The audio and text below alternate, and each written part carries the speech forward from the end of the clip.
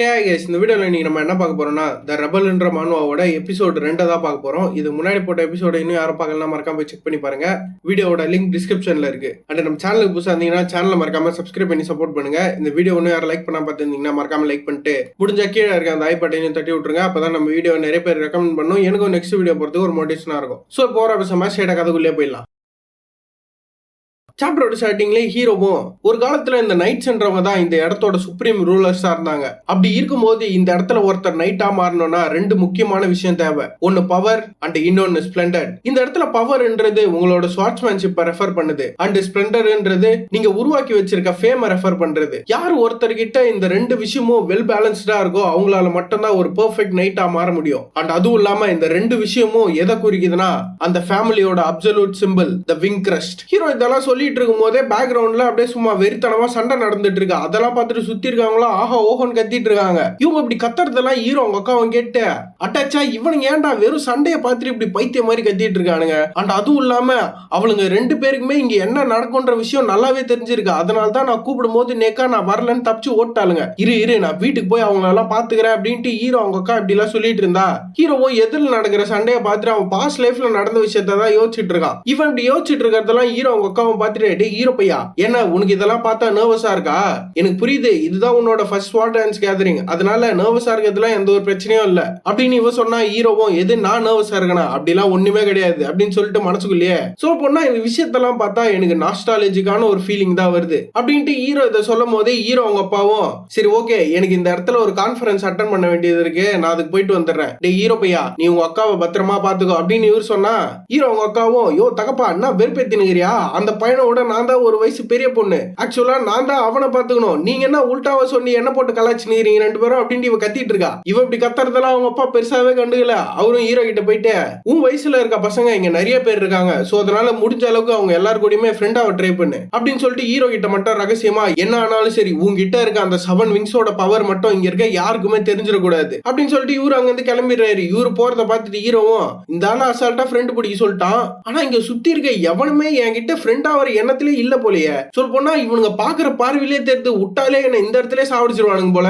இப்படி இருக்கும்போது நான் எங்க இருந்து இவனுங்களை ஃப்ரெண்ட் பிடிக்காது அப்படின்ட்டு ஹீரோ சைட்ல பார்த்தவனும் ஆஹா புள்ளிங்களா நீங்க இங்கதான் இருக்கீங்களா இருங்கடி வர மாப்பிள அப்படின்ட்டு பையனும் அங்க இருந்து கிளம்பிடுறான். இவன் அப்படி போகும்போது ஹீரோ அவங்க அக்காவும் டேடி ஹீரோ பையன் எங்கடா போறேன்னு கேட்டா ஹீரோவும் வேறங்க அதான் அப்பா ஃப்ரெண்ட் பிடிக்க சொன்னார்ல அதான் லைட்டா போய் ஒரு புடி புடிச்சிட்டு வரேன் அப்படின்ட்டு எங்க போறான்னு பார்த்தா ஹீரோவோட ரெண்டு பிரதர்ஸ பார்க்க தான் வந்திருக்கான். பாஸ்ட் லைஃப்ல இவனுங்க ரெண்டு பேருமே பிரதர்ஸ் அதனால நம்ம அப்படியே கண்டினியூ பண்ணிக்கலாம். ஹீரோ இப்படி அவனுக்கு முன்னாடி போய் நின்னா அதுல அந்த சிவப்பு மண்டியும் டே யாரா நீன்னு கேட்டா ஹீரோவும் nice to meet you brother Derrick, என்னோட பேரு ஆஸ்டர் எஃப் ஹெல்லைம், நான் உங்களோட சின்ன தம்பி. ஆனா அதுவும் இல்லாம நான் வெளியே இருக்கும் போது உங்களை பார்த்தேன் அதான் உங்களுக்கு ஹாய் சொல்லிட்டு போலாமேன்னு வந்தேன் அப்படின்ட்டு ஹீரோ இப்படி அவனை பத்தி இன்ட்ரோடக்ஷன் கொடுத்துட்டு இருக்கும் போது அந்த டேரிக்கோட தம்பியும் டே அண்ணகார பையா இந்த நாய் யாருன்னு தெரியல அதான் அந்த விஸ்கோன் ஃபேமிலியில ஒரு தெருநாயை தத்து எடுத்தாங்களே அந்த நாய் தான் இது அப்படின்னு இவன் சொன்ன உடனே அந்த டேரிக்கும் பைத்தியம் மாதிரி சிரிக்க ஆரம்பிச்சிடறான். அவனும் ஓஹோ எனக்கு இப்பதான் புரியுது நீ ஏன் அந்த எஃப்ன்ற வார்த்தையை யூஸ் பண்ணனு. கைஸ் நீங்க நல்லா நோட் பண்ணிருந்தீங்கன்னா தெரியும் ஃபர்ஸ்ட் சாப்டர்ல ஹீரோவோட பேர்ல வந்து அந்த ஏன்ற வார்த்தை வந்திருக்கும் நடுவுல இன்ஷியல் மாதிரி, இதுல வந்து எஃப்ன்ற வார்த்தை மென்ஷன் ஆயிருக்கும். எனக்கு தெரிஞ்ச அந்த மெயின் ஃபேமிலி பிரான்ச் ஃபேமிலி அப்படின்ட்டு ஒரு டிஃபரன்ஸ் இருக்கும்னு நினைக்கிறேன். அது தெரியல பெருசா மென்ஷன் பண்ணல நம்ம போனா பார்க்கலாம். இவன் இப்படி பைத்தியம் மாதிரி சிரிச்சிட்டு இருக்கும் போதே ஹீரோவும் இவனுங்க ரெண்டு பேருமே பார்த்துட்டு இந்த டேரிக்கோ சரி கிரையானோ சரி இவனுங்க ரெண்டு பேருமே இந்த ஹெல்லைம் ஃபேமிலியோட ரெண்டு ஹையர்ஸ் அண்ட் அதுவும் இல்லாம பாஸ்ட்ல என்ன ரொம்பவே கொடூரமா போட்டு தள்ளவனுங்க. அப்ப இவனுங்களை பார்க்கும்போது எனக்கு ரொம்பவே பயமா இருக்கும். ஏன்னா இவனுக்கு ரெண்டு பேரும் அவ்வளவு கொடூரமா இருப்பானுங்க. ஆனா இப்ப இவனுங்களை பாக்கிறதுக்கு சாதாரண ரெண்டு குட்டி குஞ்சான்ஸ் மாதிரி தான் எனக்கு தெரியுது அப்படின்ட்டு ஹீரோ இதெல்லாம் யோசிச்சுட்டு இருக்கும் போது ஹீரோ அக்காவும் வந்து ஹீரோ பையா இந்த நாதாரி நாயங்களுக்கா நீ ஹலோ சொல்ல வந்த அப்படின்னா உன் ஹலோ வேஸ்ட் பண்ணாத வா நம்ம இங்க இருந்து கிளம்பலாம் அப்படின்ட்டு இவ ஹீரோ கூட்டு கிளம்பலான்னு பார்த்தா அந்த டேரிக்கும் ஓஹோ ஆல்ஃபின் நீ இந்த இடத்துக்கு வந்திருக்கியா நீ எப்பவுமே உங்க அப்பா பாவட பின்னாடி தானே போய் ஒளிஞ்சிட்டு இருப்ப இன்னைக்கு நான் உனக்கு இவ்வளவு தைரியம் சரி வந்ததுதான் வந்துட்ட வா வந்து எங்களை கொஞ்சம் என்டர்டைன்மெண்ட் பண்ணு இது மெயினோஸோட ஆர்டர் அப்படின்னு இவன் சொன்னா ஹீரோ அவங்க அக்காவும் அவனை திரும்பி பார்த்து மொச்சனை முடியாதுரா லவுடு. அப்புறம் இந்த இடத்துல மெயின் ஃபேமிலிக்கும் பிரான்ச் ஃபேமிலிக்கும் எந்த ஒரு மாஸ்டர் சர்வன்ட் ரிலேஷன்ஷிப்போ கிடையாது. சோ அதனால உன் சூவ சாத்தின்னு கம்முன்னு இல்ல அவ்வளவுதான் அப்படின்ட்டு இவளும் வாடா ஹீரோ பையா அப்படின்ட்டு கூப்பிட்டு கிளம்பிடுறா. இவ என்னதான் அந்த இடத்துல அவ்வளவு ஆவாசா பேசினாலும் இவ மனசுக்குள்ளேயும் அப்படியே பயங்கர பதட்டம் இருக்கு.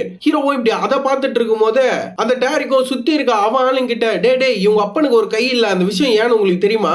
இவங்க அப்பா என்னதான் ஒரு பெரிய பருப்பு நைட்டா இருந்தாலும் அவனால கிங்க சரியா ப்ரொடெக்ட் பண்ண முடியல. அதனால இந்த ஃபேமிலி கூலியால அவனுக்கு கொடுக்கப்பட்ட பனிஷ்மெண்ட் தான் அவன் சொந்த தம்பி கையாலே அவனோட ஒரு கையை வெட்டி எடுக்கிறது. அப்படி இருக்கும்போது எனக்கு ரொம்பவே சந்தோஷம். ஏன்னா நான் அந்த மாதிரி ஒரு லூசரோட பிளட் லைன்ல பிறக்கலையே.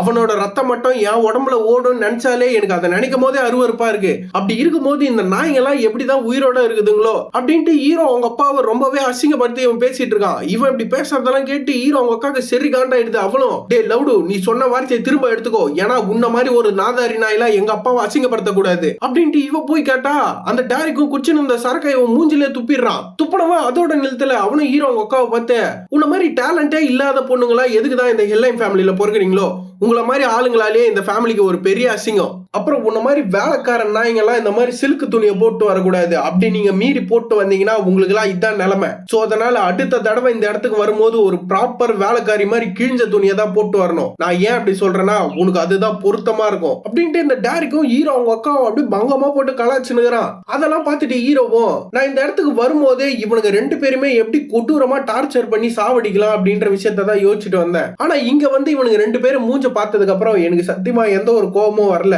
அதை பார்க்கும்போது எனக்கே சரியான ஷாக்கு. சொல்ல போனா நானே ஒரு செகண்ட் யோசிச்சுட்டேன், என்னடா இந்த ரெண்டு நாய்களும் இவ்வளவு அமைதியா இருக்கானுங்க, ஒருவேளை திருந்திட்டானுங்களோன்னு. ஆனா இப்ப இங்க நடந்த இந்த விஷயத்த பார்த்ததுக்கு அப்புறம் எனக்கு அவ்வளவு சந்தோஷம். ஏன்னா இந்த ரெண்டு நாய்களும் இன்னும் மாறவே இல்லை. என் பாஸ்ட் லைஃப்ல எப்படி இருந்தானுங்களோ அதே மாதிரி தான் இருக்கானுங்க. சோ அதனால இந்த ஒரு விஷயமே போதும் இவனுக்கு ரெண்டு பேரையும் நான் அடிச்சு பொழக்கிறதுக்கு அப்படின்ட்டு ஹீரோவும் சைட்ல நின்னுட்டு இருந்தவங்க கிட்ட இருந்து ஒரு பாட்டில வாங்கி டே டேரிக் முடிஞ்சா இதை புடிச்சுக்கடா அப்படின்னு தூக்கி அடிச்சா அவனும் இதெல்லாம் ஒரு பெரிய விஷயமே இல்ல அப்படின்ற மாதிரி அசால்ட்டாவே புடிச்சிடறான். இவன் இப்படி புடிச்ச அடுத்த செகண்டே ஹீரோவோ அவனோட ஸ்வாட் எடுத்து ஒரே வெட்டுதான். இவன் எப்படி ஹீரோ அவங்க அக்கா மேல அந்த ஜூஸ் ஊத்தி இருப்பான், அதே மாதிரி இந்த பாட்டில வெட்டதுனால அதுல இருந்து ஜூஸ் எல்லாம் இவன் மண்டையில ஊத்திக்குது. அதுல இவன் கான்ல இருக்கும் போதே ஹீரோவும் அவன் ஸ்வாட்ல இருக்க அந்த ஜூஸ் எடுத்துட்டு வில்லத்தனமா அவன் நாக்குல நக்கிட்டு நீ உன் வாழ்க்கையில பண்ணவே கூடாத ஒரு பெரிய தப்பு பண்ணிட்ட அப்படின்ட்டு அவனை பார்த்து வில்லத்தனமா சிரிச்சுன, நீ பண்ண தப்புக்கான தண்டனை இன்னைக்கு உனக்கு கிடைக்க போகுது, மாலை ஆம்பளை இருந்தா வாடா அடிச்சு பார்த்துடலாம் அப்படின்ட்டு ஹீரோ அவனை இப்படி சிங்கிள்ஸ் கூடும் போதே இந்த இடத்துல இந்த சாப்டர் முடிச்சிடறானுங்க. இந்த சாப்டரோட ஸ்டார்டிங்லயே 3 வருஷத்துக்கு முன்னாடி என்ன ஆச்சு அப்படின்ற ஒரு கதையோட தான் ஆரம்பிக்கிறானுங்க. ஹீரோவோ அவங்க அப்பா கூட ட்ரைனிங் எடுத்துட்டு இருக்கும் போது சடனா ஹீரோவோட மேஜிக் அது பர்சகா போக ஆரம்பிச்சிருது. அதை பார்த்துட்டு ஹீரோ அவங்க அப்பாவும் டே ஹீரோ பையா உன்னோட பவரை கண்ட்ரோல் பண்ணு, இல்லனா உன் சொந்த பவரே உன்னோட எல்லா அக்காவையுமே சாவடிச்சிரும் அப்படின்ட்டு இவர் சொல்லும் போது தான் தெரிஞ்சு ஏற்கனவே ஹீரோவோட ஒரு அக்கா அதுல அடி வாங்கியிருக்கான்ட்டு. ஹீரோவோட மூத்த அக்காவும் அந்த பொண்ணை தூக்கி மடியில வச்சு அடியே கொஞ்ச நேரம் பொத்துக்கிடி எல்லாமே சரியாயிடும் இவ்வளோ கண்ணீர் மழுக அந்த இடத்துல கதறிட்டு இருக்கா. இவ இப்படி கதறும் போது ஹீரோ அவங்க அப்பாவும் இந்த 7 விங்ஸோட பவர் நான் இதை யோசிச்சு பார்த்ததை விட ரொம்பவே கொடூரமா இருக்கு. இப்ப கேள்வி என்னன்னா என்னால இதை கண்ட்ரோல் பண்ண முடியுமா? இல்ல டே ஹீரோ பையா நீ தான் உன்னோட பவரை கண்ட்ரோல் பண்ணி ஆகணும், இல்லனா எல்லாருக்குமே பிரச்சனை அப்படின்ட்டு ஹீரோ அவங்க அப்பா இப்படி எல்லாம் யோசிச்சுட்டு இருக்கும் போதே இந்த இடத்துல இந்த பிளாஷ்பேக்கை முடிச்சிடறானுங்க. இப்ப எதுக்கு இந்த பிளாஷ்பேக்கை வச்சாங்கன்னு உங்களுக்கு புரியாது, ஆனா கதை போக போக உங்களுக்கு அது நல்லாவே புரியும். இப்படி இந்த இடத்துல பிளாஷ்பேக் முடியும் போதே கட் பண்ணி பிரசன்ட்ல காட்டினா எவனோ ஒருத்தன் அந்த கான்ஃபரன்ஸ் ரூம் உள்ள ஐயா விஷயம் தெரியுமான்னு கத்திட்டு வரான். இவன் வந்ததை பார்த்துட்டு அந்த கும்பல்ல இருக்கிறவனுங்களும் அட முட்டா பீச சொல்லாமலே விஷயம் தெரியுமானா சொன்னாதான்டா தெரியும் சொல்றா லவ் டு உடனே அவனும் மெயின் ஹவுஸ சேர்ந்த பையனும் பிரான்ச் ஃபேமிலியோட பையனும் ரெண்டு பேரும் சிங்கிள் செஞ்சுட்டு இருக்காங்க. இவன் அப்படி சொன்ன உடனே ரெண்டு அப்பனுங்களுக்குமே சரியான ஷாக்கு, என்னடா சொல்றேன்ட்டு. இதுல ஹீரோ அவங்க அப்பாவும் நீ சொல்றதெல்லாம் என்னால நம்ப முடியாது, நானே நேர்ல பார்த்து கன்ஃபார்ம் பண்ணிக்கிறேன்ட்டு அவரும் அந்த கான்ஃபரன்ஸ் ரூம்ல இருந்து வெளியே வரும்போதே ஹீரோ அவங்க அக்காவும் யோ தகப்பா உன் புள்ள வேலையை காட்டாயா அப்படின்னு கத்தினே ஓடியாரா. அதை பார்த்துட்டு இவரும் அடியே ஆல்ஃபின் என்னடி ஆச்சு தெளிவா அப்படின்ட்டு இவரு இப்படி கேட்டுட்டு இருக்கும் போதே அந்த கான்ஃபரன்ஸ் ரூம் உள்ள அந்த ஒரு மலமாடம் கைஸ் இவனை நம்ம மலமாடனே வச்சுப்போம், ஏன்னா இவனோட பேரை இன்னும் மென்ஷன் பண்ணல. அப்புறம் என்ன ப்ரோ பாடி ஷேமிங் எல்லாம் பண்றீங்களான்ட்டு சிங்கிள்ஸ் எல்லாம் வராதுங்க, நான் சும்மா ஒரு ரெஃபரன்ஸுக்காக ஜாலிக்கு தான் சொல்றேன். இந்த மலமாடம் எதிரில் நடக்க இருக்க சண்டையை பார்த்துட்டு பர்றா த கிரேட் ஹெல்லைன் ஃபேமிலியோட பிரதர்ஸ் ரெண்டு பேருக்குள்ள சண்டையா, இந்த மாதிரி விஷயத்தெல்லாம் உங்களால டெய்லியும் பாத்திர முடியாது. அண்ட் அதுவும் இல்லாம இந்த சண்டையோட முடிவு எப்படியா இருந்தாலும் சரி இந்த வருஷம் நடக்க இருக்க இந்த ஸ்வாட் டான்ஸ் கேதரிங்கோட முடிவு ரொம்பவே கொடூரமா இருக்க போகுது, அந்த விஷயம் மட்டும் எனக்கு நல்லா தெரிஞ்சு போச்சு அப்படின்ட்டு இவனும் சைக்கோ தரமா சிரிச்சிட்டு இருக்கான். இவன் இப்படி சிரிக்கும் போது அப்படியே கட் பண்ணி அந்த டேரிக்க காட்டினா அவனும் ஹீரோவை பார்த்துட்டு ஏன்டா முட்டா பீஸ் உனக்கு எவ்வளவு தைரியம் தான் டியூக் ஃபேமிலி கிட்டே சிங்கிள் சொல்லிச்சிருப்ப அப்படின்ட்டு இவன் சொல்லும் போதே இவனோட தம்பியும் ஆமாண்டா அண்ணங்கார பையா என்னதான் இருந்தாலும் அவன் சாதாரண ஒரு தெருநாய் தானே,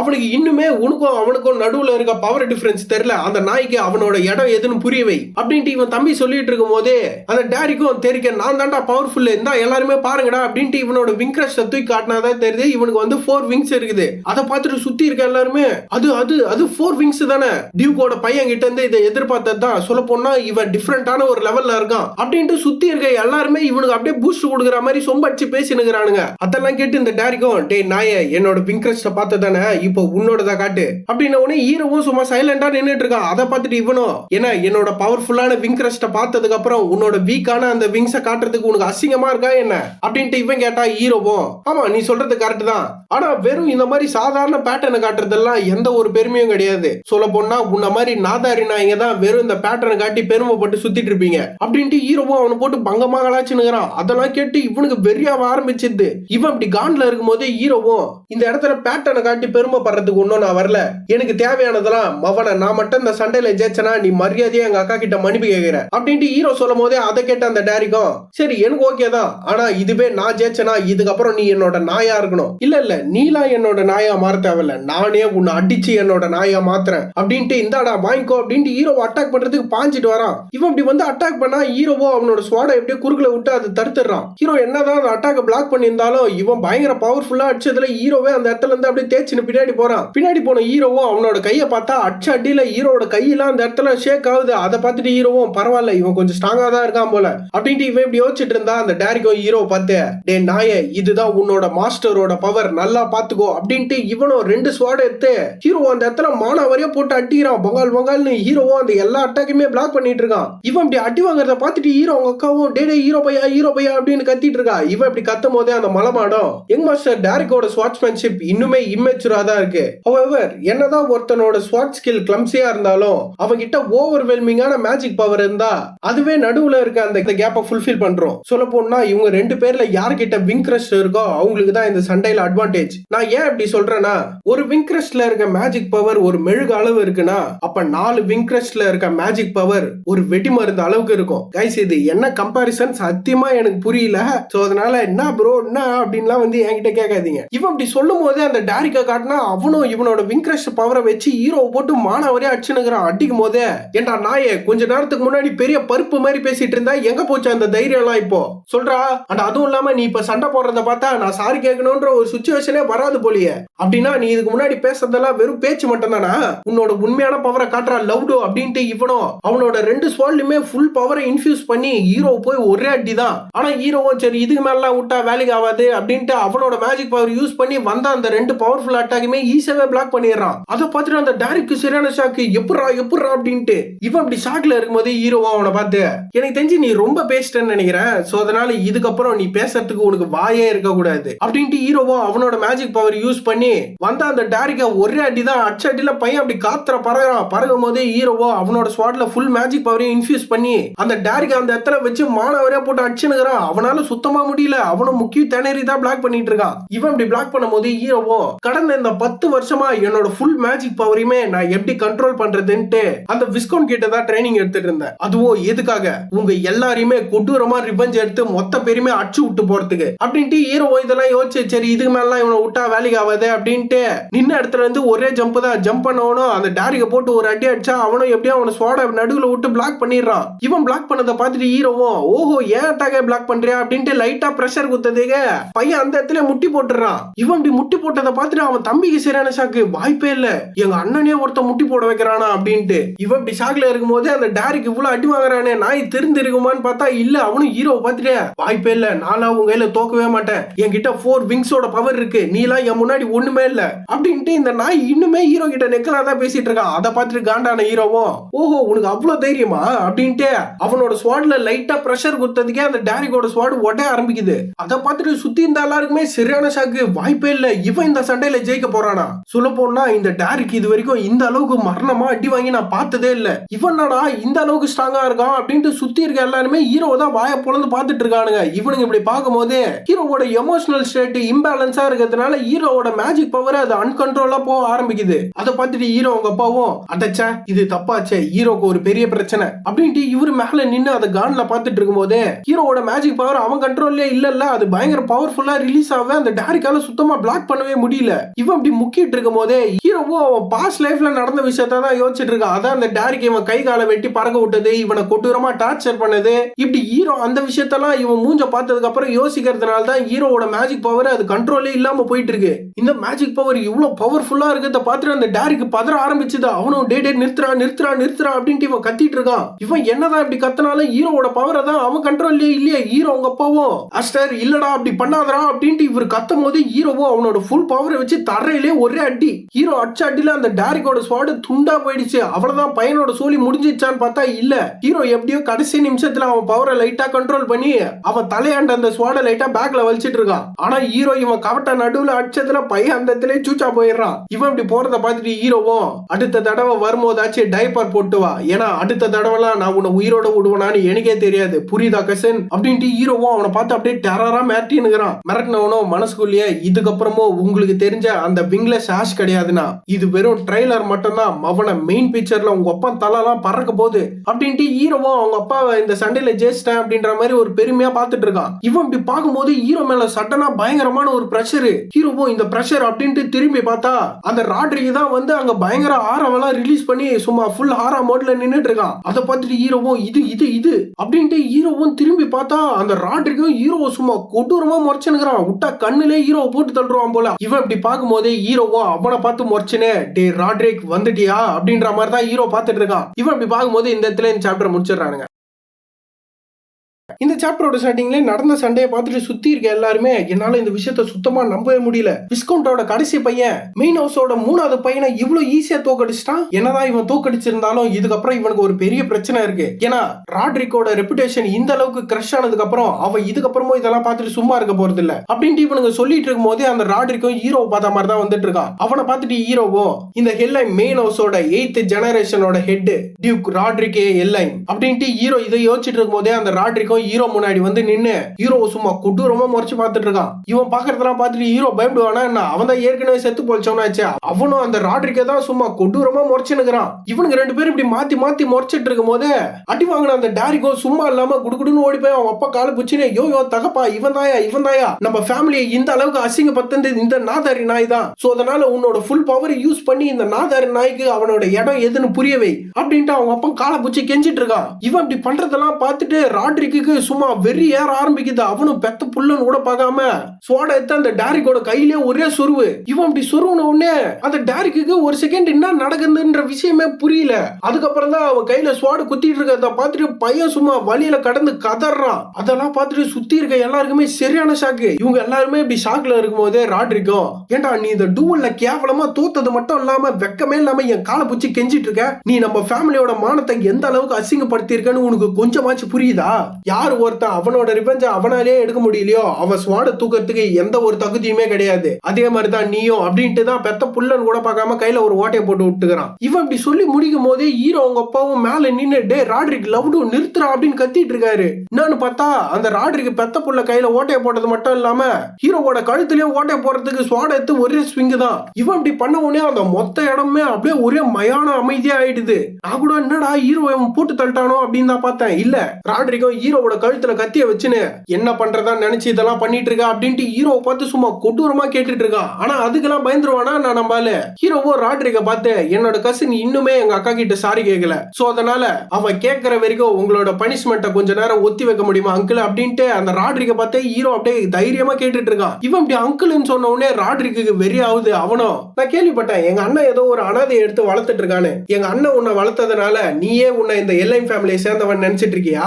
கைஸ் இவன் இதுல அண்ணன்லாம் சொல்லி இருக்க மாட்டான், பேரை சொல்லி தான் சொல்லியிருப்பான். நம்ம ஃபாலோ பண்றது கொஞ்சம் ஈஸியா இருக்குமே அப்படின்னு சொல்லி தான் நான் அந்த அண்ணன்ற வார்த்தையை எடுத்து உள்ள சொருவிட்டேன். இது எதுக்குடா சம்பந்தமே இல்லாம சொல்றேன் நினைக்காதீங்க, எல்லாத்துக்குமே ஒரு சம்பந்தம் இருக்கு. இந்த ராட்ரிக் இப்படி கேட்ட உடனே ஹீரோவும் நீ என்ன வேணா சொல்லிக்கோ, நான் விஸ்கவுண்டோட பையன் தான். ஈவன் எங்க 2 பேருக்குள்ள என்னதான் ரத்த சொந்தம் இல்லனாலுமே எங்க அப்பா ஒரு நைட்டோட பிரைடுனா என்ன, ஒரு ஃபேமிலியை இன்ஹெரிட் பண்றோம்னா அதோட வெயிட் என்ன, எல்லா விஷயத்தையுமே எனக்கு கத்து கொடுத்திருக்காரு அப்படின்ட்டு ஹீரோ அப்படி சொல்லும் போதே ராட்ரிகா அவங்க அண்ணனை பார்த்துட்டு ஓஹோ உங்க அப்பா உனக்கு அவ்வளவு சொல்லி கொடுத்திருக்கானா அப்படின்ட்டு காண்டானவனும் சரி நீ சொல்ற மாதிரியே வச்சுக்கலாம். ஒரு விஸ்கவுட் ஹவுஸ் சேர்ந்த மெம்பர் மெயின் ஹவுஸோட பேரை தேவையே இல்லாம இந்த அளவுக்கு டேமேஜ் பண்ணிருக்க, அதுக்கு என்ன நீ பதில் சொல்ல போற? அண்ட் அதுவும் இல்லாம பிரைட பத்தி பேசணும்ல, இந்த ஹெட்லைன் ஃபேமிலி பேருக்கு கீழே 12,000 நைட்ஸுக்கு மேல இருக்காங்க. அண்ட் அதுவும் இல்லாம நான் கிங்கோட ஒரு ஸ்வாடு அப்படின்னா இந்த ஃபேமிலியோட பேரோட பிரைடு எவ்வளவு பெருசு இருக்கும்னு உனக்கு நல்லாவே தெரியும். சோ அதனால இது சாதாரண ஒரு விஷயம் இல்லைன்ட்டு உனக்கு நல்லாவே தெரியும். அண்ட் அதுவும் இல்லாம நீ சொன்னதெல்லாம் கேட்டதுக்கு அப்புறமும் இதை நான் ஒரு குழந்தைங்க சண்டையா பார்க்க போறது இல்ல. உங்க அப்பா கிங்க ப்ரொடெக்ட் பண்ண முடியாததுனால அவனோட லாயல்ட்டியை ப்ரூவ் பண்றதுக்கு உங்க அப்பா ஒரு கையை இழந்தான். அந்த மாதிரி உன்னோட லாயல்ட்டியை ப்ரூவ் பண்றதுக்கு நீ எதை இழக்க போற அப்படின்ட்டு ராட்ரிக்கும் சும்மா கொடூரமா கேட்டா ஹீரோவும் அதெல்லாம் பார்த்து பிசிறு தட்டுவானான்னு அவனும் நீங்க சொன்ன மாதிரிதான் இது ஒன்னும் பிரதர்ஸுக்குள்ள நடந்த குழந்தைங்க சண்டை கிடையாது. இது ஒரு லீஜிமெட் டுவல். நான் சொல்றது உனக்கு புரியல, தெளிவா சொல்றேன் கேட்டுக்கோ. உன் புள்ளதான் என்னோட ஃபேமிலி பேர் அசிங்கப்படுத்தினான். அதனால்தான் நான் என்னோட ஸ்வாட வச்சு பதில் சொன்னேன். அண்ட் அதுவும் இல்லாம நீங்க தானே கொஞ்ச நேரத்துக்கு முன்னாடி சொன்னீங்க யாரு ஒருத்தனால அவனோட ரிவெஞ்ச அவனாலேயே எடுக்க முடியலையோ அவன்லாம் ஸ்வாட தூக்கத்துக்கு எந்த ஒரு தகுதியுமே இல்ல. அப்படி இருக்கும் போது நான் எந்த ஒரு தகுதியுமே இல்லாத ஒரு ஆளை தான் அடிச்சிருக்கேன். சோ அதனால என்னோட கூந்தலை கூட இந்த இடத்துல ஆஃபர் பண்றதுக்கு எனக்கு எந்த ஒரு இன்டென்ஷனுமே இல்ல அப்படின்ட்டு ஹீரோவும் சும்மா மூஞ்ச அப்படியே டெரரா வச்சு சொல்லிட்டு இருக்கான். இவன் இப்படி பேசுறதெல்லாம் பார்த்துட்டு ஹீரோ அவங்க அக்காவுக்கு பதற ஆரம்பிச்சது. அட பைத்தியக்காரன் என்னடா பேசிட்டு இருக்கேன்ட்டு இவன் இப்படி பதறிட்டு இருக்கும் போது அந்த இடத்துல இருக்க ஒரு ப்ளூ மண்டியும் இவனுக்கு 10 வயசா வாய்ப்பே கிடையாது என்னடா காமெடி பண்ணிட்டு இருக்கீங்களா அப்படின்ட்டு கெக்கப்பக்கன்னு சிரிச்சுனுக்குறான். கைஸ் இவன் மூஞ்ச நல்லா நோட் பண்ணி வச்சீங்க, பையன் கொஞ்சம் முக்கியமான கேரக்டர். இவன் இப்படி சிரிச்சிட்டு இருக்கும் போதே ராட்ரிக்கும் ஹீரோ பேசுறதெல்லாம் கேட்டு அவனுக்கு வெறியாவது காண்டானவனோ ஓஹோ அப்படியா அப்படின்ட்டு அவனோட ஷீட்ல இருந்து அவனோட ஸ்வாட உருவிக்கினே ஏய் ஹீரோ பையா உன்னோட ஸ்வாட வெளியே எடு அப்படின்னு இவன் சொன்ன உடனே ஹீரோக்கு ஏதோ புரிஞ்சு போயிடுது. ஆஹா ஏதோ பிரச்சனை நடக்க போகுது போல அப்படின்ட்டு ஹீரோ அவனோட ஸ்வாட வெளியே எடுக்கிறதுக்குள்ளேயே ராட்ரிக்கு ஹீரோவோட கழுத்தை சேர்த்து ஒரு அடி அடியில ஹீரோ சும்மா சுத்தி இருக்கிற இடத்துல உடச்சின்னு பறக்கிறான். இவன் இப்படி அடி வாங்க பார்த்துட்டு ஹீரோ அவங்க அக்காவுக்கு பதற ஆரம்பிச்சிது. இவன் இப்படி ஷாக்ல இருக்கும் போதே ஹீரோ அவங்க அப்பாவும் ராட்ரிக் இப்படி பண்ணதை பார்த்துட்டு பச்சையா திட்டினே டே ராட்ரிக் அப்படின்ட்டு இருந்த இடத்துல இருந்து அவனை அட்டாக் பண்றதுக்கு பாஞ்சின்னு வராரு. வந்தவரும் அவனோட முதுகு சேர்த்து ஒரு போடலான்னு பார்த்தா ராட்ரிக்கு திரும்பி கூட பார்க்காம அசால்ட்டாவே அவனோட ஸ்வாட வச்சு அட்டாக்க பிளாக் பண்ணிடுறான். இவன் இப்படி பிளாக் பண்ண உடனே நீலாம் எனக்கு முக்கியம் இல்ல என் புள்ள தாண்டா முக்கியம்ட்டு அவர் அங்கிருந்து டைவ் வச்சுன்னு ஹீரோ பக்கத்துக்கு தான் குடுகுடுன்னு ஓடியாரு. வந்து பார்த்தா ஹீரோவோட ஸ்வாடுகள் எல்லாம் துண்டு துண்டா உடஞ்சு போயிருக்குது. அவரும் ஹீரோ பார்த்துட்டு டே ஹீரோ பையா நீ நல்லா தானே இருக்க அப்படின்ட்டு கேட்கும் போது அந்த புகைலாம் விலகுது. அதுக்கப்புறம் தான் இவரும் ஹீரோ பார்த்துட்டு சிறன ஷாக்கி இருக்கு. என்னடா தலைவனே இந்த அளவுக்கு ஷாக் ஆகிறான் ஹீரோக்கு என்ன ஆச்சுன்னு பார்த்தா ஹீரோவும் அந்த ஸ்வாட் அட்டாக்க பிளாக் பண்ண அந்த போஸ்லயே அப்படியே நின்னுட்டு இருக்கான். அந்த செவுத்துல இடிச்சு அந்த செவரு பின்னாடி இருக்கிற செவரை பாருங்க எந்த அளவுக்கு டேமேஜ் ஆயிருக்குன்ட்டு. அது அவ்வளவுதான் டேமேஜ் ஆயிருந்தாலும் ஹீரோ கீழே விழலையே அதே போஸ்ல சும்மா மாசா நின்னுட்டு இருக்கான். இவன் இப்படி நிக்கிறத பார்த்துட்டு ராட்ரிக்கும் சரி இதுக்கு மேல நம்ம இந்த இடத்துல பிரச்சனை பண்ணா நம்மளுக்கு தான் நம்ம டவுசர் கீஞ்சிரும் அப்படின்ட்டு அவனும் அங்க இருந்து கிளம்பி போயிடுறான். இவன் இப்படி போகும்போதே அவன் புள்ளியும் கையில குத்து வாங்கி நைஸா அவங்க அப்பா பின்னாடியே கிளம்பி வந்துடுறான். இப்படி ராட்ரிக்கு அந்த இடத்துல இருந்து போனதை பார்த்ததுக்கு அப்புறம் தான் ஹீரோக்கு கிருகிருன்னா அப்படியே கீழே விழறான். இவன் இப்படி விழும்போது ஹீரோ அவங்க அப்பாவும் போய் புடிச்சிடுறாரு. புடிச்சவரும் ஹீரோ பையா நீ நல்லா தானே இருக்க அப்படின்னு கேட்டா ஹீரோவும் அப்பா நான் ப்ராமிஸ் பண்ண மாதிரியே நம்ம ஃபேமிலியோட பேரை நான் காப்பாத்திட்டேன் அப்படின்ட்டு இவனும் இவ்வளவு அடி வாங்கியுமே இப்படி சொல்றத பார்த்துட்டு அவங்க அப்பாக்கே சரியான சாக்கு நீ உண்மையாலே பயங்கரமான ஒரு ஆள்ரா அப்படின்ட்டு இவங்க ரெண்டு பேரும் இப்படி பேசிட்டு இருக்கும் போதே அந்த ராட்ரிக் படியில ஏறி வரும்போது அந்த மலைமாடு ஒருத்தர் இருந்திருப்பான்ல நல்லா பாத்தீங்கன்னா தெரியும் அவன் பக்கத்துல ஒரு குண்டு பையன் இருப்பான். இவனை நிறைய இடத்துல மென்ஷன் பண்ணிருப்பாங்க இந்த சாப்டர்ல. ஆனா அவன் நம்மளுக்கு தேவையில்லைன்றதுனால தான் நான் அவனை தட்டி விட்டேன். இவனை தேவைப்படும் போது மட்டும் நான் சொல்லிக்கிறேன். இப்படி அந்த ராட்ரிக் ஏறி வரும்போது அந்த மலைமாடும் என்ன ராட்ரிக் அந்த இடத்துல போய் ஒரு பெரிய மனுஷன் மாதிரி நடந்து போன்னு பார்த்தா இப்படி குழந்தைத்தனமா அந்த குழந்தை பையனை போட்டு அடிச்சுட்டு வந்திருக்க. ஆனா அந்த பையன் மட்டும் அவன் இஷ்டத்துக்கு எது வேணா பேசலான்ற மாதிரி பேசிட்டு இருந்தான்னு வைய இந்த மெயின் ஹவுஸோட ரெப்புடேஷன் அது மொத்தமா ரூயின் ஆயிருக்கும். சோ அதனால நீ இப்ப பண்ணது ஒரு டீசென்டான காம்பன்சேஷன் வச்சுக்கலாம். அண்ட் அதுவும் இல்லாம த கிரேட் டியூக் ராட்ரிக் முன்னாடியே இந்த பையன் இவ்வளவு நெக்கலா பேசியுமே இந்த இடத்துல சர்வைவ் ஆயிருக்கான். இவன் உண்மையிலே ஒரு ப்ராமிசிங்கான ரூக்கி தான். சோ அதனால அந்த பையனை பொறுத்த வரைக்கும் அவன் லைஃப்லயே பார்த்த ஒரு பெஸ்ட் சோஷியல் கேதரிங்னா அது இதாதான் இருக்கும் அப்படின்ட்டு இவன் இப்படி சொல்லிட்டு இருக்கும் போது அந்த குண்டம் நீ என்னதான் இதெல்லாம் பெருமையா சொன்னாலும் இந்த விஷயத்த நினைக்கும் போது தான் எனக்கு லைட்டா ஜர்க்கா இருக்குது. ஏன்னா இப்ப நடந்த இந்த சம்பவத்தை பார்த்ததுக்கு அப்புறம் இந்த ஹெல்லைம் ஃபேமிலி எங்க ரெண்டு துண்டா உடஞ்சு போயிட போதும் தான் எனக்கு லைட்டா தட்டின்னு இருக்கு அப்படின்ட்டு இந்த குண்டா இப்படி சொல்லும் போதே ராட்ரிக்கும் ஹீரோவை பார்த்துட்டு பல வருஷத்துக்கு முன்னாடி வந்தா மாதிரியே கூடிய சீக்கிரமே ஒரு பெரிய புயல் வரப்போகுது. அந்த புயல் எந்த அளவுக்கு ஸ்ட்ராங்கா இருக்க போகுதுன்னா இந்த மொத்த பூமியுமே அது 2 துண்டாவோ 3 துண்டாவோ புலகிற அளவுக்கு ஸ்ட்ராங்கா இருக்க போகுது அப்படின்ட்டு ராட்ரிக் இப்படி சொல்லும் போதே இந்த இடத்துல இந்த சாப்டர் முடிச்சிடறானுங்க. அப்புறம் கைஸ் இதுக்கப்புறம் தான் இந்த கதை சும்மா மாசா போகுது. ஹீரோ இப்ப இருக்கிறத விட இன்னும் பயங்கரமா ஸ்ட்ராங் ஆக போறான். அவனோட மேஜிக் பவரை கண்ட்ரோல் பண்றதுக்கு தலைவனுக்கு ஒரு புது ஐட்டம் கிடைக்க போகுது.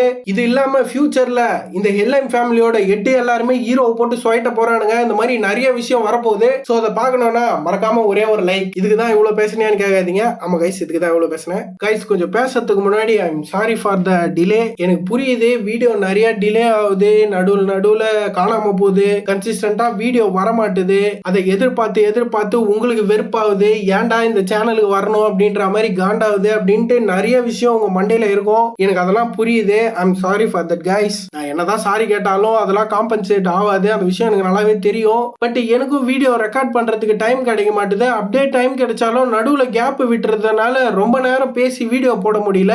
இன்னைக்கு கூட எடுத்துக்கோங்க, நான் 5 சாப்டர் கவர் பண்ணலாம், சீக்கிரமா இந்த மானுவா முடிச்சிடலாம் அப்படின்னு தான் ட்ரை பண்றேன். ஆனா என்னால 3 சாப்டருக்கு மேலேயே ஒழுங்கா பேச முடியல. இது ஒரு பக்கம் இப்படி இருக்குன்னு பார்த்தா மைண்ட்ல வேற ஏகப்பட்ட விஷயம் ஓடிட்டு இருக்கு. அது எல்லாத்தையுமே யூட்டிலைஸ் பண்ணி இந்த வீடியோ வேற ஆடியோக்கு ரெக்கார்ட் பண்ணி அதை எடிட் பண்ணி அதனால மைண்ட்ல ஏகப்பட்ட விஷயம் ஓடுறதுனால என்னால சரியாவே எல்லா விஷயத்தையும் ப்ராப்பரா ப்ராசஸ் பண்ணவே முடியல. சோ அதனால தான் நிறைய டிலே எல்லாம் வருது. பட் கவலைப்படாதீங்க, ஒரு 25 இல்லனா 27க்கு அப்புறம் எல்லா விஷயமும் பெர்ஃபெக்ட்டா செட்டில் ஆயிடும். நம்ம அதுக்கப்புறம் வீடியோவை நடுவுல எந்த ஒரு கேப்புமே இல்லாம அடிச்சு தள்ளினே இருக்கலாம். ஆக்சுவலா நான் சாட்டர்டே சண்டேவும் வீடியோ போடலாம் தான் யோசிச்சு வச்சிருக்கேன். ஆனா இப்போ இல்ல, அது வந்து போக போக தான், அதான் ஒரு 27ஆம் தேதிக்கு மேலதான் எப்படி இருக்கு அப்படின்லாம் பார்த்துட்டு தான் நான் அதுக்கப்புறம் தான் போட ஸ்டார்ட் பண்ணுவேன். இப்போ இந்த வீடியோ போட்டதுக்கு அப்புறம் நெக்ஸ்ட் வீடியோ நான் எப்போ போட போறேன்னு எனக்கே சத்தியமா தெரியல. நடுவுல எந்த ஒரு பிரச்சனையும் வராம என் மைண்ட் என்னை போட்டு பண்ணாம எதுவுமே நடக்காம இருந்ததுன்னா கண்டிப்பா வீடியோ வரும். சோ என்னோட தாட்ஸ் தான் எனக்கு கொஞ்சம் பிளாக் பண்ணிட்டு இருக்கு.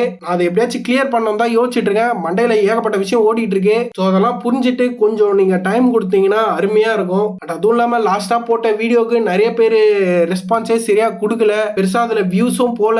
நான் பார்த்தவங்களெல்லாம் குறை சொல்ல, அதுக்குன்னு பார்க்காதவங்களையும் குறை சொல்ல. உங்களுக்கு பிடிக்கல அதனால நீங்க பார்க்கல. பட் கொஞ்சமாச்சும் சப்போர்ட் பண்ணுங்க கைஸ். நானா இவன் காலில் உயாத குறையா கெஞ்சிட்டு இருக்கான்லாம் யோசிக்காதீங்க. எனக்கு வேற வழி இல்ல, நான் கேட்டுதான் ஆகணும். சோ அதனால தான் இந்த வீடியோ பிடிச்சா மறக்காம லைக் பண்ணுங்க. கீழே இருக்க அந்த ஐ பட்டனையும் மறக்காம தட்டி விடுங்க. அப்பதான் நம்ம வீடியோ நிறைய பேருக்கு ரெக்கமெண்ட் பண்ணோம். எனக்கும் நெக்ஸ்ட் வீடியோ போறதுக்கு ஒரு மோட்டிவேஷனா இருக்கும். அப்புறம் நம்ம சேனல் புதுசா இருந்தீங்கன்னா மறக்காம சேனலை சப்ஸ்கிரைப் பண்ணி விடுங்க. ஓகே கைஸ், நெக்ஸ்ட் தரமான ஒரு எபிசோட்ல மீட் பண்ணலாம். வரட்டா?